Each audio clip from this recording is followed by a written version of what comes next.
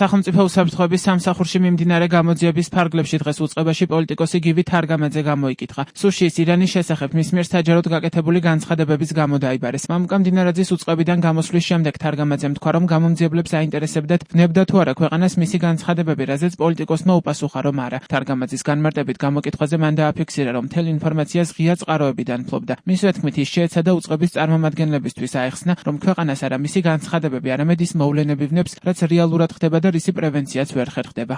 ძირითადად ასე იყო, რომ აი ესეთ ვითარებაში ჩემი განცხადება ვნებდა თუ არა ქვეყანას და მე შევეცადე. შეთანხმება აინტერესებდა, რამდენად შეიძლება რომ აღდროს. რა თქმა უნდა, პასუხი იყო არა, ჩემი პასუხი არა ერთმნიშვნელოვნად შევეცადე ამეხსნა ის, რომ ქვეყანას ვნებს ის რაც ხდება და რისი პრევენციაც ვერ ხერხდება. ჩემი შეფასება იყო მოწოდებული იმისთვის, რომ მეტად იმუშაონ და პრევენცია მოახდინონ იმისი, რაც ვნებს ქვეყანას. ყველაფერი მქონდა ღია წყაროებიდან და მათაც ააქვთ და ყველა სააგდა შესაბამის მუშაობა უნდა ამ ფაქტებზე იმისაც, რომ ეს არ გაგრძელდეს. კიდევ ერთხელ სამწუხაროდ აი ამ დაკითხვების და აქ ჩვენი გამოკითხვების პარალელურად ეს პროცესი ვითარდება და ვითარდება ძალიან საჯაროდ, ძალიან თავხედურად და ძალიან მიზანმიმართულად და შეუჩერებლად. ამიტომ იმედი მაქვს, რომ დაძაბავენ თავის ძალისხმევას, მიმართავენ იქით, საიდანაც უნდა მიმართონ. არანაირი გამოსვლა და განხილვა არ აჩენს საფრთხეს.